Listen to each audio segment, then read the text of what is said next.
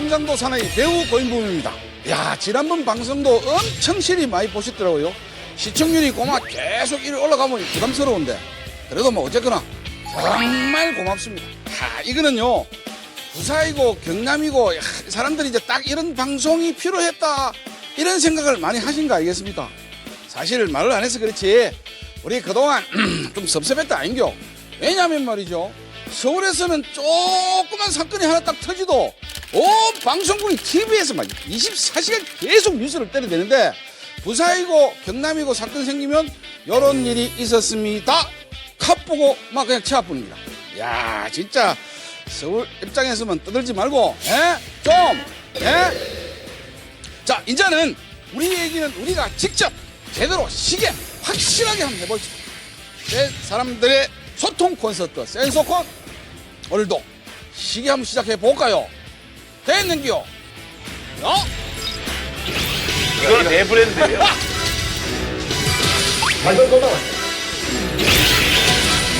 자유한국당한테 다시 내주는 건 안 된다.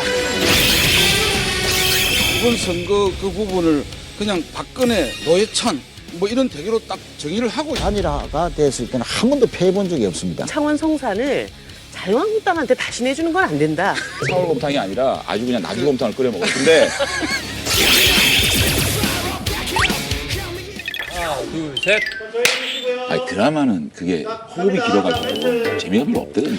영화는 프레임이 딱 해가지고 1일극하고 되게 재밌는 거예요. 수목하고 5월 차이가 좀 있습니다. 오늘 시작. 드라마가 재밌는 갑시다. 시작.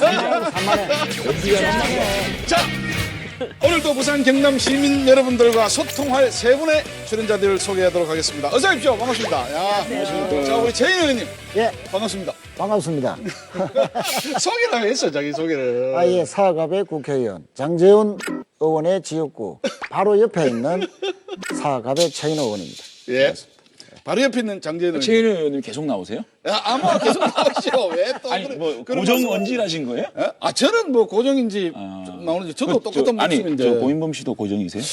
아마 이 중간에 있는데 이 사람을 자르겠습니까? 아니, 3회 때부터는 장 의원이 전화 인터뷰만 하기로 했죠. 뭐 요즘 뭐 제작진이세요? 아니, 이정미 의원님. 아니 근데 지난주 시청률 얼마 나왔어요? 5.3%인가 4% 됐습니다. 지난주에 7.1% 아니었어요? 어제 재방송하고 합쳐가지고 7점 몇 %죠. 이야 그러면 우리가 최인호 의원님 합격을 합시다. 뭐 8% 되면 10%는 뭐 사실은 꿈의 시청률이니까 8% 되면 야외에서 우리 낙동강에서 공개 방송. 삼낙동 뭐 근처에서 아니 뭐 물수도나 그건 가위바위보에서 하고 공개 방송 제작진에서 한번 쏘는 거. 그렇게 저 본방송하고 재방 합쳐가지고 8% 나오면 공개 방송하는 걸로. 공개 토크쇼. 아니 저 PD님이 결정.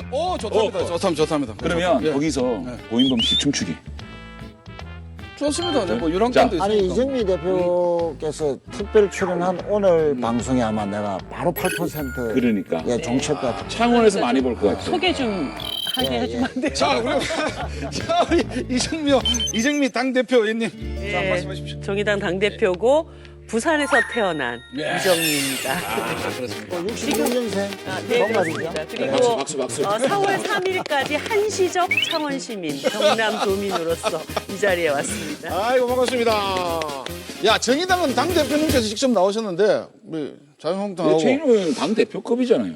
더불어민주당하고는 당 대표님 한번 언젠가 한번 손잡고 이렇게 하나 둘 이렇게 나오시. 같이 한번 모실까요? 아니, 저는 연락이 잘 안 여기에서 돼서. 아니 최인호 의원님이 이해찬 대표님 연락이 안 되잖아요. 잘 되죠. 저는 연락이 잘 안 됐어요. 여기서 전쟁 일어나는 거 아니에요? 오셔가지고. 자 우리 이정미 의원님은 센 언니 이미지가 있었는데 오늘 뵈니까 완전 뭐 아닙니다. 4월에 그 벚꽃 같은 오해입니다. 봄이네요. 네. 아니 창원 시민들이 저를 보고 어찌나 야 텔레비전에서만 봤는데 실물을 보니까 실물이 홀 났다. 예쁘다. 얼마나 칭찬을 많이 받고 있는지 모릅니다. 창원에서 계속 쭉 살아야 될까 근데 봐요. 다 그래요. 아 그렇습니다. 다 그래요. 아 근데 생각보다 괜찮네, 다 그래요. 하긴 뭐 봤는데 실물이 못하네 그러니까. 이렇게는 말을 못하고. 다 우리 부산 경남 시민들이 굉장히 착하셔가지고 이번에 창원에서 제법 성과가 좋겠습니다. 선거 결과. 그래요? 예. 어떻게 그런 말씀 미리 하시면? 방금 이정미 대표가 좋은 말씀 많이 들으니까. 자 그럼 우리 귀요미 최인호 의원님 네, 우리 맨날 이제 하태경님하고 장재현님 사이에서 이렇게 갱상도를 인기가 갖고 한번 꿀만이 많으셨는데 오늘은 2대1에서 1대2로 판세가 좀 바뀔 거는 같습니까? 어떻습니까? 근데 이제 장재원, 하태경 두 의원님은 한두 번 해보니까 결혼할 사이인 것 같아요. 결혼할 사이. 이혼했다가 다시 재결합할 그런 사이인 것 같고 이정미 대표와 저는 절대 그럴 수는 없고요. 그냥 이웃 사촌 정도. 그래서 장은 너무 떨지 마시고. 아, 장인이 웬만해갖고 그 아니야, 이기는 캐릭터가 장하연합 아닙니다. 아니 사실은 우리 이게 이차 연합이 에이, 전혀 에이. 못 따라가요. 말이 안 되는 이게 기울어진 모양이죠. 에이, 건너지 말이 안 말고. 되는. 근데 사실은 이게 정통 토크면 안 해요. 근데 예능이니까 예능이니까. 각각 개인 의원님 자격으로 나왔기 때문에 제가 이제 오케이 했거든요. 근데 가만히 생각해 보니까 잘 된 것 같아요.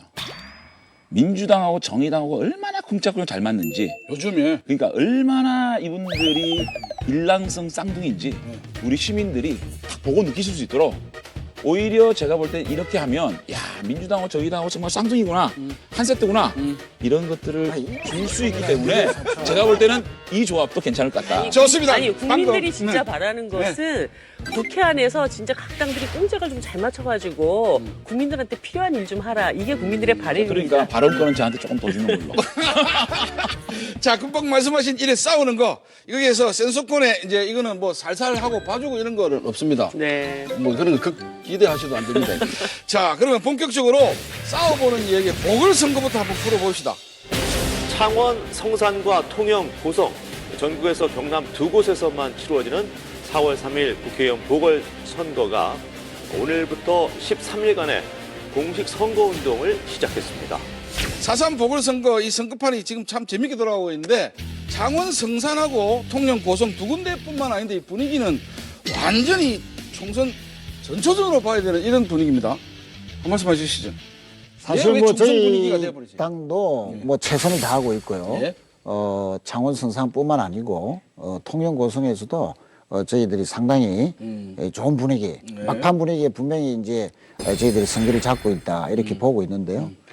아마 초조하기는 자유한국당은 이제 통영 고성에서 수성을 해야 되니까 민심이 만만찮다 해서 아마 좀 초조할 것 같고 또 우리 정의당은 또 창원 성산에서 수성을 해야 되죠.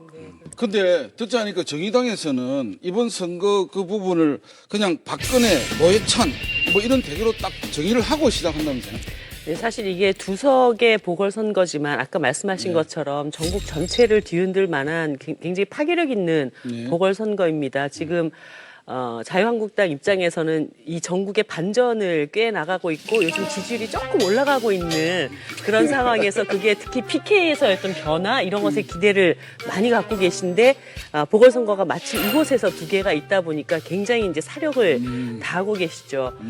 그렇기 때문에 이 선거는 기존의 이 자유한국당이 가지고 있었던 소위 탄핵 부정이라든가 그리고 5.18 정신의 부정이라든가 이런 것들이 검증받는 어떤 시험장으로 나온 겁니다. 그럴 때 정의당 입장에서는 그러한 어떤 탄핵 부정과 5.18 부정의 박근혜 망령대 특히 창원 같은 경우에는 정말 안타깝게 돌아가신 노회찬의 정신이 맞부딪히는 곳이다. 그렇기 때문에 정의로운 정치를 바라는 창원 시민들이 과연 박근혜 정신을 택할 것이냐 노회찬 정신을 택할 것이냐 이런 이제 한판 싸움이라고 저희가 보고 있습니다. 근데 말이죠. 총선 전초전 이야기를 아니, 한번 하고 싶다는 박근혜 대 노회찬이요? 네. 참 고생하십니다. 언제까지 박근혜 우려먹을 겁니까? 사골곰탕도요. 이제 곰탕도 안 남아요. 참 감옥에 있는 박근혜 대통령이나 돌아가신 노회찬 우리 참 대표님이나 어떻게 이런 분들을 다시 경남에 불러들여서 선거를 합니까? 과연 문재인 정부가 잘하고 있는가? 미세먼지 잘하고 있습니까? 일자리 잘하고 있습니까? 경제 잘하고 있습니까? 수출 괜찮습니까? 남북 문제 괜찮습니까? 과연 이러한 문재인 정부의 조그만 옐로 카드라도 보여줄 수 있는 방법이 그래도 저희 당을 선택해 주셔서 저희를 한 번 더 좀 생각해 주시는 거 그거 바라고 열심히 뛰는 거지. 사실은 잠깐만요. 잠깐만요. 이정미 잠깐만요. 의원님이 오셔서 그러나 와, 그 톤을 막 낮춰가지고 아니, 이야기. 저희들은 두 사람 남자 둘이 있을 때는 막 고마 이래. 사골곰탕 말씀하셔서 그렇게 박근혜를 이제 박근혜 대통령 그만 우려먹어라 이렇게 얘기하시는데 실제 그걸 우려먹고 있는 정당은 자유한국당입니다. 이미 감옥 가 있는 박근혜 대통령 지금 사면시켜야 된다. 그 얘기하는 정당이 어딥니까? 그리고 탄핵이라고 하는 것이 나는 그것은 동의하지 않는다. 잘못된 것이다. 지금 새로 되신 황교안 대표께서 그 얘기를 하고 계셔요. 탄핵 부정이라는 것은 결국 박근혜 대통령이 감옥 간 게 부당하다라는 그 얘기를 하는 것이기 때문에 현재 자유한국당이 박근혜 대통령 사골곰탕 우려먹듯이 저희들이- 뭔가 이 당의 위기를 극복하기 위한 수단으로 쓰고 있죠. 잠깐만요. 사골곰탕으로 해서 끝나고 아니요, 사골곰탕이 아니라 아주 그냥 나주곰탕을 끓여 먹어요. 근데 단일화 이후의 판세 요거에 대해서 우리 먼저 두 분이 이제 말씀을 하셔야 될 것 뭐 같은데. 이런 단일화는 이제 창원 성산에서 예, 창원 성산. 저희 당 후보와 정의당 후보 단일화가 이제 됐지 않습니까? 성산에는 민주개혁 성향이 워낙 전국에서도 강한 지역이기 때문에 단일화가 됐을 때 범민주개혁 세력의 또 당들의 단일화가 됐을 때는 한 번도 패해 본 적이 없습니다. 네. 그것은 창원 성산 구민들이 그만큼 개혁과 민생에 대해서 상당한 의식을 가지고 있다. 다른 지역과는 독특하게 특히나 경남 안에서도 아주 진보적인 그런 지역구로 할 수 있습니다. 그래서 만약에 이번에 단일 후보가 패한다면 박근혜 정부의 그 국정농단 세력들이 다시 부활하는 거 아니냐. 자유한국당에도 박근혜 대통령 탄핵 당시에 총리께서 지금 대표로 계시는데 이 진보의 가장 앞장선 지역에서 마저 단일 후보가 패한다. 이러면은 이 박근혜 국정농단 세력들이 다시 부활한다. 지금 정의당하고 민주당하고 연대를 한다고 그러는데 힘없는 야당끼리 연대하는 거 봤어도요. 그러니까. 집권 여당이 정의당하고 연대하는 거 저는 참 이제 민주당이 저 정의당은 그럴 수 있다고 봐요. 제가 그걸 정의당은 보고 잠깐만요. 정의당은 뭐 민주당 바짓가랑이라도 좀 잡고 한석이 얻고 싶겠지만 내 인생이 집권 여당이 이 두 개의 국회의원 선거를 하는데 하나를 양보를 합니다. 여기서 말이죠. 연동형 비례대표제 정의당과 민주당이 연대 할 수 있다는 것을 정밀하게 보여주는 거거든요. 저는요 정말 민주당이 겸허하게 자신들이 2년 동안 국정을 어떻게 운영했는지 그 표로서 성적표를 받겠다는 겸허함 없이 민주당하고 정의당하고 또 연대를 해가지고 국민들을 또다시 이 정치 공학적으로 몰아가는 저 정정당당하지 못한 여당에게 저는 과연 이런 모습이 좋은가? 사실 그 2년간의 문재인 정부에 대한 비판 뭐 이런 부분들과 포함되어 있는 선거가 돼야 될 텐데 어떻게 네. 단일화 합의를 하는지에 대한 것은 한번 문재인 대통령이 촛불 이후에 이 개혁에 미진한 것이 좀 불만이긴 하지만 그렇다고 이 창원 성산을 자유한국당한테 다시 내주는 건 안 된다. 시민들이 지나가면은 10분 중에 9분이 저한테 그래도 단일화 하라는 거예요. 압도적으로 이겨야 된다. 그래서 이 단일화는 우리가 어떤 정략적인 판단이 아니라 시민들 다수의 요구구나. 이걸 제가 알았습니다. 제가 그 아까 우리 장 의원님이 했던 부분에 대해서 잠깐만 말씀을 드리면은 그 이제 정의당과 저희 당의 단일화가 야합이다. 그런데 뭐 사전적 의미도 그게 좀 뜻이 안 맞지만 방금 우리 이 대표님께서 말씀하셨듯이 어쨌든 시민들이 제대로 개혁하려면 제대로 민생을 챙기려면 단일화하라 하는 것이 압도적인 요구거든요. 그럼 시민의 뜻에 따라서 지금까지 단일화를 여러 차례 했습니다. 그런데 단일화 할 때마다 성산 구민들은 승리로서 화답을 해 주셨어요. 그럼 지금까지 단일화에 대해서 이기게끔 만들어주신 성산 구민들의 정치의식이 그러면 야합을 바라는 거냐. 그런 표현은 사실은 성산 구민들을 상당히 좀 폄하하거나 아주 그 정치의식을 낮게 보는 거죠. 그래서 그런 야합이다 이런 표현을 하지 말고 자한당은 민생을 어떻게 챙길 거냐. 또 한국당은 과거에 또 우리는 어떻게 했는데 이렇게 처절하게 반성하고 있다. 이런 포지티브하게 해야지 다른 당의 움직임에 대해서 너무 잘못된 이런 식으로 표현을 야합니다 이렇게 하면 성산 국민들은 오히려 더 기분 나쁩니다. 제가 이거 선거 저작성 잠깐만요. 저기 저 방송 테이프 돌려보십시오. 야합이란 단어 쓴 적 없습니다. 야합이라고 제가 말씀 중에 단어를 야합이란 단어 쓴 적 없으니까 현장에서 가셔서 필리만 돌려보시고요. 그다음 하나 말씀드릴게요. 한국당의 대변인이 이렇게 대변인이 아니거든요. 이제 우리는 개인 자격으로 나왔잖아요. 근데 저는 참 두 분 말씀 들으니까 이 보수 세력이 그래도 저희가 중심이잖아요. 근데 자유한국당을 숨조차 쉬지 못하게 죽여버리겠다. 이런 증오의 마음을 가지고 성산 국민들을 대한다.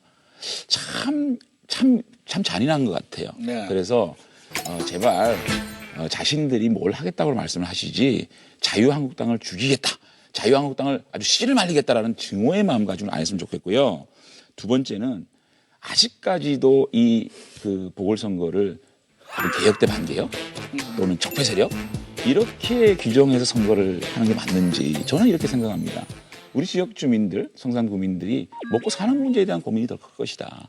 정말 이 정부 들어와서 19년 만에 가장 일자리 참사가 났습니다. 양극화는 가장 벌어지고 있습니다. 미세먼지에 대해서 대응도 못하고 있습니다. 이런 것에 대해서 우리 국민들이 미래지향적인 생각을 하는 것이지 과연 아직까지도 적폐 프레임으로 선거를 할 것이냐. 네, 요 말씀 조금 제가 드릴게요. 저는 보수 세력을 증오하지 않습니다. 아니요. 아니, 보수 세력을 증오하지 않고요. 다시 뭐 부활한다고요? 아니, 그 말을 그렇게 잔인하게 하십니까? 제가 더 그렇다고 우리 시민들이 저희 죽이지 않습니다. 자, 됐습니다. 제가 말씀드릴게요. 보수 세력을 증오하지 않습니다. 제가 증오하는 게 있습니다. 5.18 광주 민주화 운동을 북한군의 폭동이라고 얘기하는 이런 망언을 저지르고도 이것에 대해서 전혀 사과하고 그 망언자에 대해서 징계를 하지 않는 그 처사를 증오하고요. 예. 또 하나 1600만 촛불 시민들이 우리 민주주의를 살리자고 그리고 국정농단 세력을 탄핵하자고 그렇게 6개월을 싸워서 정권을 바꿨는데 그리고 나서 그 탄핵을 부정하는 그 발언들은 증오합니다. 그리고 한 나라의 대통령을 내가 집권을 하지 못했다고 해서 상대 당에서 배출한 대통령을 김정은의 대변인 이런 식으로 얘기하는 이런 막말 정치 이런 거 증오합니다. 이런 거를 극복을 해야 자유한국당이 공당으로서의 어떤 존중도 받을 수 있고 저는 그렇게 거듭날 수 있다고 아니, 봅니다. 감사드리고요. 그 지적 저희가 겸허하게 받아들이고요. 저희 당이 개혁하고 쇄신하는데 소중한 자양분을 쓰겠습니다. 네. 다만 5.18 문제 말씀드릴게요. 제가 5.18 문제는 역사 왜곡하지 마라 라고 누구보다 먼저 나서서 부산 출신 의원입니다. 제가 나서서 주장을 했고요. 저희들이 탄핵을 부정한다고 그랬는데요. 맞습니다. 저희 당에는 탄핵을 부정하는 게 아니고요. 탄핵을 한 대 찬성하는 사람과 반대하는 사람이 있을 뿐입니다. 김정은의 그 수석 대변인요. 그거는요. 누차 이것을 말씀드렸습니다. 블룸버그 통신에 김정은은 수석 대변인이라는 말을 이런 창피한 얘기를 듣지 않도록 했으면 좋겠다라고 따끔하게 질책한 겁니다.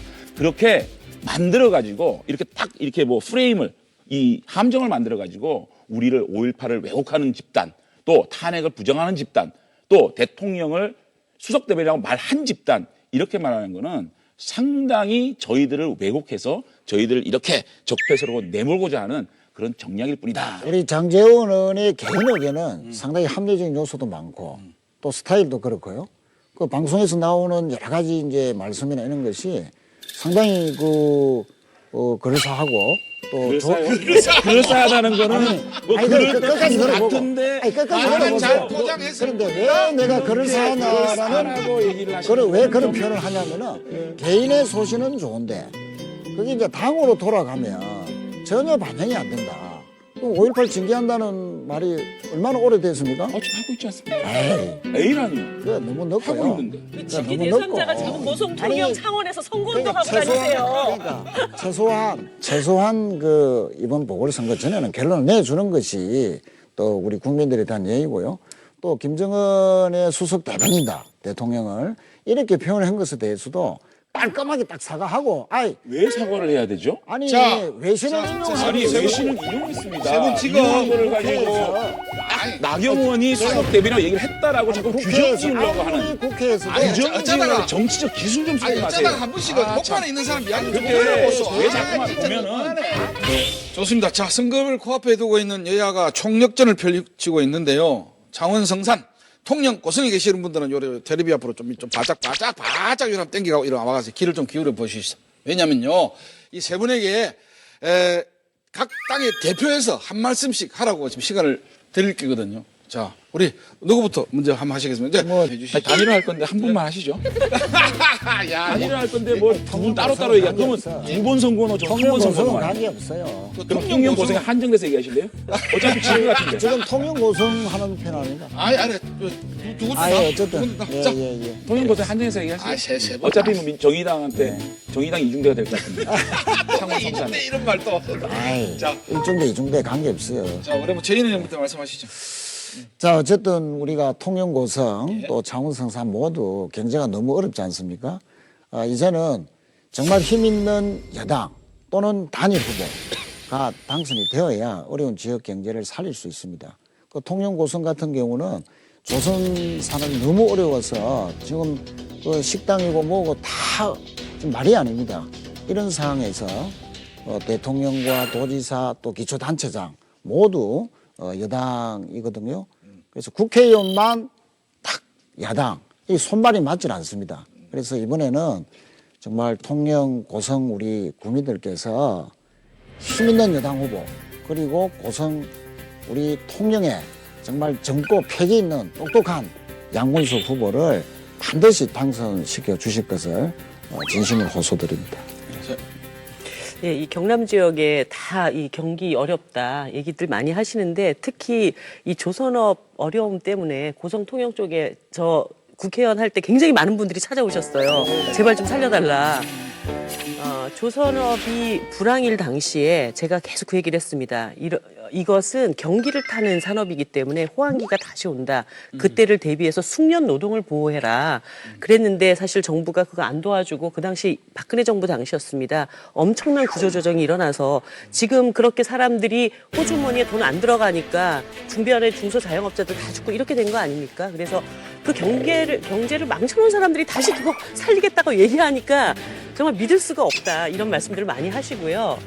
제가 세워봤습니다. 20대 국회에 들어와서 자유한국당이 16번을 국회 보이콧을 선언했습니다. 평균으로 따지면 2달에 한 번씩 보이콧을 한 겁니다.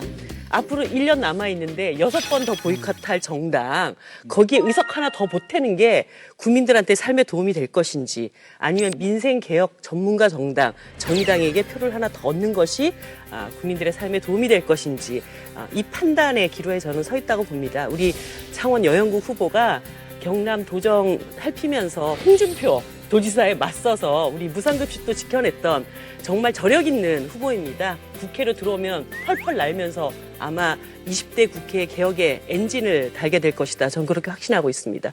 카메라 저쪽이죠. 자, 제 1회 카메라가. 시작. 아, 오늘 왜 이래? 이상하신데. 존경하는 경남 도민 여러분, 또 통영 고성 시민 여러분, 또 창원 성산 구민 여러분, 저희들이 지난 2년간 당이 침몰했었습니다. 거의 없었습니다. 지지율이 4%까지 떨어졌습니다. 2년 동안 저희들 많이 힘들었지만 그래도 우리 경남 도민들께서 저희 다시 한번 또 시선을 바라봐 주시고 해서 이제 어느 정도 저희들이 이 폭주하는 문재인 정권을 견제할 수 있는 어느 정도 힘을 얻었습니다. 그래서 저희들은 앞으로 더 쇄신하고 더 노력해서 문재인 정부의 폭주를 막을 수 있는 대한정당으로 노력하겠습니다. 이 땅에 보수가 몰락하면 정치가 제대로 되지 않습니다.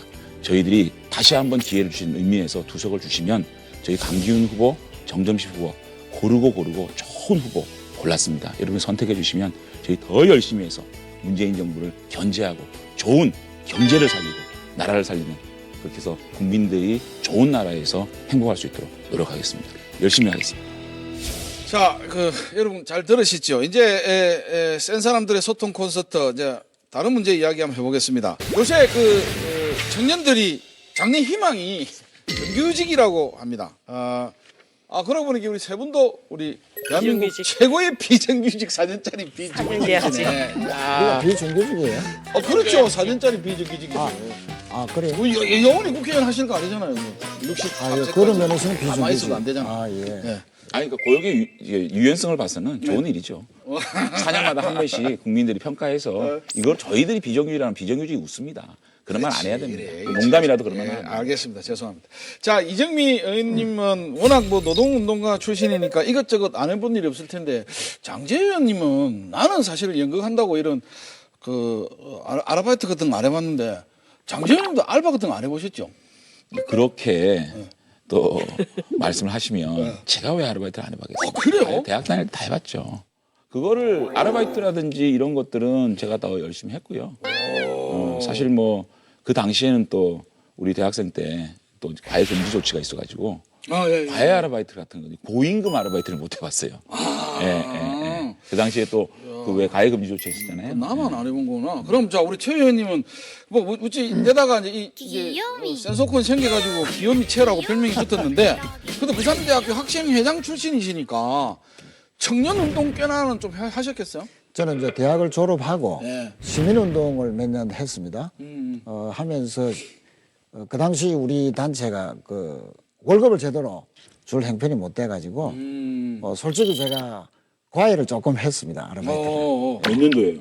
불법 아니에요? 그때 뭐 그 정도 수준은 아니고. 예. 하여튼 거기까지는 뭐 아니고. 낮에 일하고 근데 밤에 일하고. 걸리면 큰일 나는데. 불법 아니야. 아니 공부 시절에 그 처음에 그때 전두환 다 들어와가지고. 풀리고 난 뒤에. 아, 자, 그러면 우리 이제 이정미 의원님은 일자리 없고 돈 없고 청년들이 가지고 있는 정규직을 바라보는 이런 청년 실업에 대해서 네. 전체적인 전반적인 거 한번 이야기를 먼저 하고, 구체적으로 부산 경제에 대해서 한번 들어가야 되겠습니다. 네. 대한민국 청년들은 이렇게 큰 거를 바라는 건 아닌 것 같아요. 나에게 좀 공정한 기회가 주어졌으면 좋겠다. 출발선 정도는 좀 같았으면 좋겠다. 그래서 뭐 금수저 물고 태어나면 아무것도 안 해도 2대, 3대 이렇게 세습하는 이런 나라는 아니었으면 좋겠다. 이런 것이고요. 정부의 그 경제 정책이나 일자리 정책은 몇 점 정도 주셨습니까? 저는 지금은 낙제점이라고 보고 있습니다. 자, 우리 정재훈. 그 일자리 문제마저도 가진 자와 또 안 가진 자, 또 대기업과 경영자와 노동자 이렇게 편가를 하는 거 보니까 좀 안타깝고요. 저는 이 정부가 지금 일자리 문제 가장 큰 문제는 두 가지입니다. 최저임금 부분하고 기종노조 문제입니다. 여기에 발목 잡혀가지고 일자리를 없애고 있는 거거든요. 최저임금 부분은 너무너무 잘 알고 있지 않습니까? 최저임금을 30% 올려놓으니까 어떻게 일자리 정부라는 정부가 10년 만에 최악의 실업률 사태가 생긴 겁니다. 이렇게 이 최저임금을 올려놓으니까 최저임금에 처한 가장 어려운 노동자들이 일자리가 없어져 버리는, 그래서 자연스럽게 양극화가 더 벌어져 버리는 상황이 오지 않았습니까? 이렇게 일자리를 가로막는 최저임금의 속도 조절 정말 필요한 거고요. 최 의원님, 이 두 분에 대한 답변을 해야 되는 것 같은데. 예. 그 뭐 일자리 부분은 사실은 저희들이 심각하게 느끼고 있는 것은 공감하고요. 우선 편의점에 알바들 많이 이제 해촉이 됐잖아요. 또 식당의 아주머니들 또 많이 또 해고되고, 또 우리 아파트 수혜 아저씨들도 아파트 협의회에서 또 줄이고, 또 실제로 많이 줄고 있거든요. 저소득층의 일자리가 감소되니까 그 5분이 그렇죠. 예 800만 원, 900만 원대에 분석을 잘 예, 하시는데. 그 맞는 이제 5분위 사람들은 또 정규직이 상대적으로 또 늘죠. 이러니까 더 소득 격차가 늘어나는 이런 이제 문제가 있는데, 이 문제가 없다라는 부분들. 그다음에 하시라고. 또 한 가지는 장님이 꼭 들으셔야 되는데, 한 가지 질문 드릴게요. 예. 대우조선이 지금 어렵지 않습니까? 예. 대우조선 어려운 게 최저임금이 많이 올라서 어렵습니다. 대기업하고는 상관없는 겁니다. 그러니까 더 그래서, 어려운 겁니다. 그래서, 대기업은요, 그래서 최저임금에서 완전 벗어나 있는 그러니까 거예요. 답변 고맙고요. 그래서 대우조선이 어려운 것은 최저임금 탓이 아니죠. 부산형 일자리에 대해서 부산 좀 살리고 내가 시작합시다. 보니까 이거 예능 아니야. 예능 아니네. 자, 부산형 일자리. 지금 부산형 일자리 OK 사업이라고 해서 일명 이제 부산형 일자리라고 하고요. 제가 듣기로도 뭐 일자리에 뭐 광주형도 있고 인천형도 있고 부산형도 있고 많이 있던데, 부산형 일자리 이게 대해서 아니 근데 저는요, 이 과연 부산형 일자리를 예. 보면 참 이런 생각이 드는 게, 우리 국민들이 모르는 게 세 가지가 있어요. 정말 궁금한 게. 아직까지 안철수의 새 정치가 뭔가. 1번. 두 번째, 정의당의 연동형 비례대표가 뭔가. 세 번째가 부산형 일자리가 뭔가. 도대체 뭔지 모르겠어. 부산형 일자리가 도대체 부산시장께서 일자리를 어떻게 만들었다. 저는 읽어도 모르겠던데. 시장님이 말씀하신 거 좀 읽어봤는데 11월 달에 올린 글이었는데 나 진짜 기억 못 하겠던데요. 잘 설명 좀 해주세요. 어떻게 말씀을 일자리 드리면요. 늘어나는지. 부산형 일자리라고 하는 것은 최근에 이제 강주형 일자리, 네. 상생 모델 그 부분을 가지고 이제 질문을 하시는 것 같아요. 그런데 이제 아시다시피 강주형 일자리는 지난 민선 6기 때부터 꾸준하게 준비해온 결과 최근에 들어서 이제 가시적인 성과가 있는 것이고요. 그래서 이제 그 부분을 놓고 우리가 어떤 이제 교훈을 찾고 부산에서도 그러한 아주 상생 모델의 일자리를 잘 만들 수 있느냐. 아니, 양질의 어떻게 하게 되는 일자리를. 거냐고요. 자, 그런 측면에서 우선 이제 노사민적, 노동자나 사용자나 또 시민이나 지자체, 정부. 르노삼도 그렇게 만들어 놓고 할수 무슨 있는- 노사민정이야. 잠시 있어봐요. 르노삼도 그렇게 개입도 못 해놓고. 잠시 있어봐. 아, 그래요? 나중에 합니까? 그런 이제 서로가 타협과 합의할 수 있는, 협치할 수 있는 일자리를 놓고 거버넌스 할 수 있는 환경이 이제 돼야 되는데, 그 이제 부산에서도 그런 환경을 만드는 것이 중요하고, 또 한 가지는 이 적정한 임금에 대한 노동자들의 양보. 그러나 주택이라든지 교육이라든지 보육이라든지 이러한 삶의 질은 지자체나 또는 정부가 또 보장해주고, 이렇게 하는 또 그런 사회적 부담에 대한 합의 이런 것이 있어야 되는데요. 제가 말씀드릴게요. 장제원이 얘기하는 부산 대개조론. 첫째, 노조의 강성적인 행동. 그리고 무조건 기업의 사정은 인정하지 않고 무조건 월급 올려달라는 거. 임금 올려달라는 거. 이거 자제시키면서 그야말로 광주형 일자리처럼 국가의 주력 기간 산업을 유치해야 됩니다. 부산의 브랜드 개발. 애플, 갤럭시와 같은. 부산은 그나마 기업은 없지만 대학이 있거든요. 그리고 연구소가 괜찮아요. 그럼 현재의 기업들, 이 3자가 합동을 해가지고 부산의 브랜드를 만들어야 됩니다. 만약에 부산에서 애플 같은 브랜드가 만들어진다 그러면은 부산은 확 달라집니다. 일자리가 확 늘어납니다. 그렇기 때문에 대학의 인력은 연구소로, 연구소의 인력은 기업으로, 기업의 인력은 다시 대학으로 이렇게 해서 클러스터 시켜가지고 부산의 브랜드를 만들어야 됩니다. 잠깐만요. 좀 기네요. 지금 일자리 이야기하고 이거는 있는데 제가 진짜 그게 부산시 아니고 일자리 평가라니까. 제가요. 저하고 똑같은 잘 말씀하고 들어보세요. 계시잖아요. 지금 시장님이 우리 이 시민들한테 명확한 희망을 주지 못하기 때문에 제가 아주 구체적으로 이러한 4가지 방법에 대해서 제시를 하는 겁니다. 잘 듣고 이렇게 좀 해야 됩니다. 아니 뭐 부산의 아주 구체적인 내용들을 얘기하시기 때문에 제가 더 들여다볼 부분이 있지만 우리가 2014년도에 박근혜 대통령이 해양 플랜트 산업을 전략 산업으로 키우겠다고 했다가 전반적인 조선 산업 쫄딱 망했던 그런 경험이 한 번 있습니다. 우리 장재현 의원님께서 계속 이제 기종 노조 고연봉 임금 노동자들에 대한 얘기를 하셔서 제가 그 점은 말씀드리고 싶습니다. 저도 듣고 싶어. 예, 고임금 노동자들만 욕하고 있으니까 대다수 일하는 사람들이 왜 우리만 갖고 맨날 잡돌이하냐 이 얘기하는 거거든요. 그래서 아예 제도로 최고임금제 같은 걸 만들어서 너무 소득 격차를 세게 만들지 않도록 이렇게 하자라는 근데요, 것이 저희 저게 선동이에요. 고임영 선생님 일일 연속 하신다면서요. 예. 굉장히 고액 연봉 되지 않겠습니까? 그렇죠. 그럼 끊으면 8년 타시겠어요? 그러니까 이런 식으로 위에 많이 받는 사람을 잘라야 된다. 이게 잘라는 게 선동이에요. 아니라 무슨 이런 선동이에요. 이게 최고임금제라는 자체가 그 외국에도 하고 열심히 있습니다. 일하는 사람 또 열심히 일해서 돈을 많이 버는 그 사람들 열심히 일하는 대기업 노동자들은 왜 조금만 그렇게 들어보실래요? 높은 연금봉 받으면 안 조금만 되고요? 들어보실래요? 아니 너무 그래서 이율배반적인 얘기라서. 이런 식으로 정의당은 이게 딱 아니 사실 고인문 선생님 일일 연속 하겠어요 고생하시면서 그렇지 않습니까? 그런 거를 자꾸만 아니. 일 열심히 해서 돈 많이 버는 사람 맞겠다 생각하지 말고요.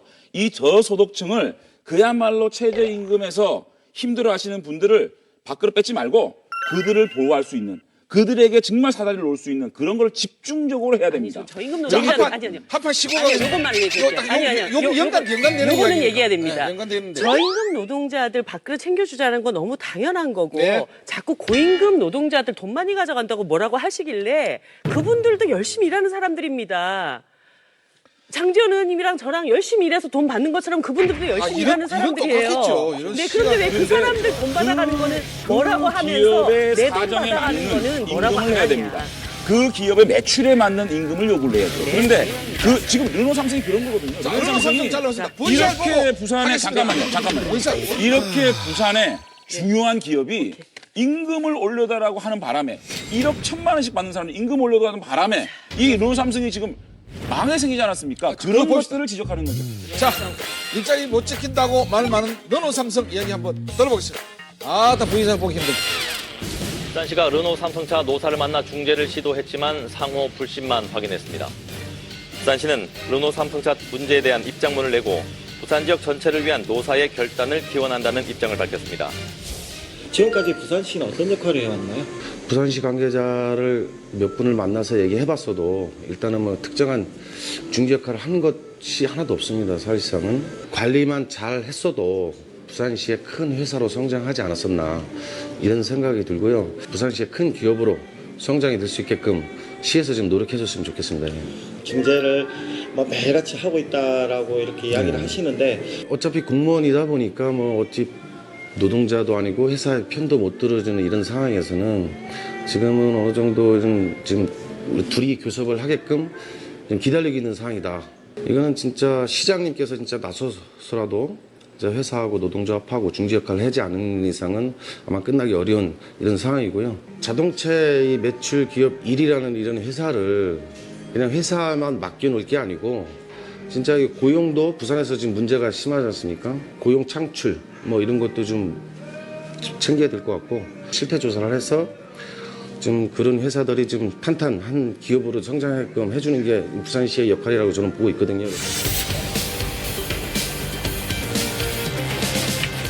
그러니까 부산시에서 그냥 좀 방치한다는까지. 그래서 최근에 한 3월 들어서 노사 집중 교섭이 이루어진다든지 막 그런 상황에 저희 시에서 직접 그 노사 대표를 만나서 그 각 쟁점별로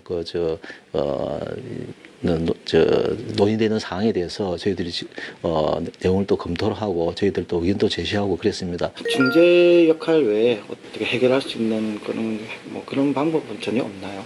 지난번에 저희들이 지방 고용청하고 같이 방문해서 노사 간에 이제 쟁점이 된 사안에 대해서 저희들이 자체적으로 검토한 뭐 중재안 이런 것도 제시를 해서 좀 합의를 좀 유도하는 노력을 했습니다. 이게 타결될 거라고 보십니까? 파국으로 갈 것으로 보지는 않습니다. 내려올 기업들이 있을까? 저희 쪽에서는 뭐 임금 삭감형, 상생형 일자리도 뭐 한번 검토를 해보지만은 저희 지역에는 투자 촉진형 이게 일자리 모델이 저희 지역에 더 맞지 않나 이런 생각을 하고 있고. 실제로 그러면은 좀 관심 있는 기업들이 좀 있나요?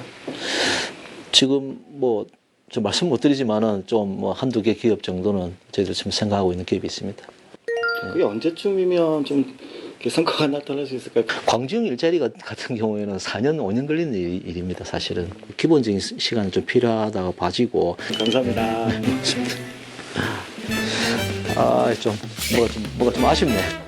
고영범 씨. 예? 방금 저 영상에서 일자리 기획가라고 써놨지 않았습니까?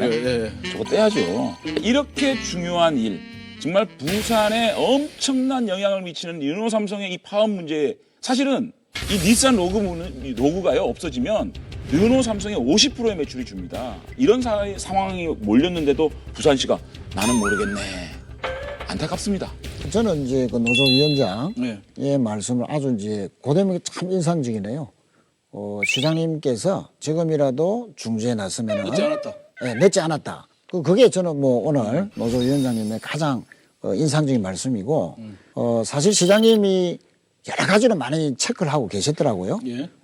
부시장을 비롯해서 또 여러 일자리 기획까지도 물밑에서 접촉도 하고 했는데 사실은 이 노사가 팽팽하게 할 때는 시장님이 직접 나선다고 해서 당장 해결되는 게 아니고 타이밍이 중요한데 노조위원장께서 지금 시장님이 나선다면 뭔가 대화와 타협이 될 가능성이 있다라고 한 그 타이밍, 이번 타이밍 이게 이제 가장 왔다. 그래서 지금이라고요.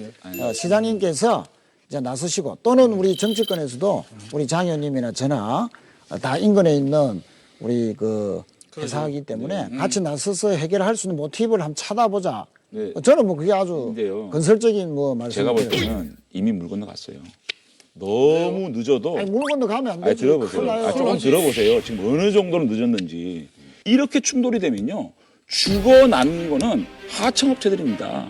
하청업체들이 이제 완전히 몰락하게 되고 또 만약에 닛산 로그 후속 모델을 수주 못하면요. 800명의 추가 해고를 해야 됩니다. 자승자박을 하고 있는 겁니다. 자, 이런 르노 삼성의 시가 이렇게까지 몰렸는데도 지금까지 아무것도 안 하고 있다? 자, 이게 도대체 뭐 하자는 시고 뭐 하자는 노조입니까? 그래서 우선 저는 이제 노동조합이나 또 르노 회사 측 모두에게 이제 말씀드리고 싶은 것이 사실 회사 측에 우선 이제 말씀드리는 것은 그동안 노조가 수년간 르노 삼성의 그 흑자가 아주 많았거든요. 그 상황에서도 호봉제 받아들였고 임금 피켓제 받아들였어요. 그런데 지금 노동자들은 돌아오는 것은 건익 차원에서 너무 회사가 인색하다. 이런 인식을 갖고 있습니다. 그래서 지금 이제 강성으로 나오는 것을 회사 측에서 잘 이해를 하셔가지고 노동자들에게 좀 더 같이 공생, 상생할 수 있는 그런 계기를 줘야 되는 거고 부산시장님이 한번 양자를 이렇게 초청해서 할 때 적극적으로 다 양보지심으로 응해주시면 뭔가 좋은 결과가 나오지 않겠나. 얼마나 심각한 문제냐면요. 자, 이건 좀 설명해 드려야 돼. 이게 실제로 우리가 지금 KNN에서 이걸 논의하고 있지만 이건 중앙뉴스입니다. 네. 중앙에서 지금 다뤄지는 뉴스 정도로 이 국가 경제에 미치는 영향이 큽니다. 이 협력사를 보게 되면요. 90개고 전체 매출이 1조 2천억입니다. 고용인원이 1만 2천입니다. 전국으로 보면 260개 사회에서 고용인원이 6만 5천입니다. 이렇게 큰 경제에 미치는 파장이 있는 회사가 50%의 물량이 없어지는 상황이 온 겁니다. 자, 르노 삼성이 지금까지 44차례 168시간이 부분 파업을 했습니다. 파업으로 피해 금액이 1조 원 이상입니다. 자, 이런 상황이 되고 있습니다. 그런데 이 르노 삼성이 부산에서 기여하고 있는 거는요. 매출 1위입니다. 수출액 비중 20%입니다. 제조업 고용 비용이 3%입니다. 자, 이런 상황에서요. 자, 이 50%가 이제 물량이 없어지는 상황이 됩니다. 공멸이거든요. 또 하나 짐을 지우겠습니다. 부산 경남도의 이 체력 비리가 줄줄 터지면서 부산 항보안공사, 부산시 체육회, 부산문화회관, 부산시설공단, 부산 경남개발공사, 창원 경륜공단 참여해. 야, 이 단디 좀 해야 되는데. 예? 예, 제가 옛날 드라마 그 운명과 분노의 그 태회장으로 출연했으면 이럴 때 이랍니다. 이놈의 시기들 똑바로 아무리 주고 싶나? 팍 소리 팍 질러볼 수도 있는 이런 상황인데. 부산의 뭐 많은 공공기관의 채용 비리 얘기들을 하셨는데요. 사실 청년들한테 가장 큰 절망을 주는 것이 그겁니다. 나는 뭐 밤새고 공부하고 아르바이트하면서 공부했는데 백 있고 권력 있는 사람 뒷선 타가지고 내 자리 빼앗았다. 이런 거 드러나면 뭐 청년들 거의 죽고 싶은 심정 아니겠습니까? 그런데 이제 이런 문제를 사회적으로 해결을 해나가야 되는데 가장 책임 있는 사람들이 정치인들입니다. 또 하나는 제가 법률로서 이런 채용 비리가 저질러지지 못하도록 낸 법안이 있습니다. 채용 절차에 어떤 공정화를 기해야 된다라고 하는 그 법안에 채용 과정에서 부당한 압력, 부당한 행위가 개입되지 못하도록 해야 된다라는 그 법안이 환노위를 굉장히 어렵게 통과를 했는데 법사위에서 엎어졌어요. 사실 해당 상임위원회에서 통과됐던 법이 법사위에서 문구 수정 정도가 아니라 그 법 취지 자체를 부정하면서 엎어지는 경우는 거의 없습니다. 그런데 이게 안 되면서 국회는 정작 이런 부당한 채용 압력을 근절할 수 있는 법안을 통과시키지 못하면서 막 목소리만 내는 거예요. 채용 비리에 대해서. 그래서 가장 중요한 것은 정치하는 사람부터 채용 비리에 연루된 사람 명확하게 다 처리해야 된다. 두 번째, 채용 비리를 근절할 수 있는 법안을 국회에서 통과시켜야 된다. 이거 하지 않고 채용 비리에 대해서 막 떠들지 말자. 이게 제 주장입니다. 자, 이제 우리 최인 의원님 바라보시는 우리 청년 일자리나 부산시의 일자리, 채용 비리 문제 이런 부분들 전반적인 한번 이야기해 주시죠. 뭐 채용 비리 문제는 지금 뭐 KT 네. 채용 비리 의혹 뭐 진상이 낱낱이 밝혀져야 되고요. 또 여러 가지 청년 일자리에 대한 그 대책이나 또 특히 문제 이런 부분들은 장 의원님이 공감합니다. 저는 이제 대책 부분에 대해서 우선 일자리 부분은 청년도 마찬가지고 중년도 마찬가지인데 제조업에서 찾아야 됩니다. 그래서 특히 이제 우리 부산을 대표하는 주력 산업인 조선경기 빨리 활성화시키는 거. 그래서 우리 LNG 선박 빨리 수주 많이 하도록 정부가 도와줘야 된다. 그리고 이제 자동차 산업 활성화돼야 되고. 동의하고요. 한 가지만 제가 말씀을 드릴게요. 공공일자리 중에 공무원 얘기를 하시는데요. 지금 이 정부가 충분히 2년 동안 투입을 했잖아요. 이 일자리 예산이 54조가 들어갔고 작년에 24조가 추가로 편성됐습니다. 그럼 80조입니다. 80조를 일자리로 때려놓고도 안 되는 거를 그대로 가겠다라고 얘기하는 거에 대해서는 동의 못 하겠습니다. 아니 근데 그 대목에서는 내가 장관한테 한 질문을 할게요. 2009년도에 이명박 정부 시절에 당시에 본 예산의 5.4% 수준인 15조 6천억을 들여서 일자리 추경을 했습니다. 어떤 일자리 추경했죠?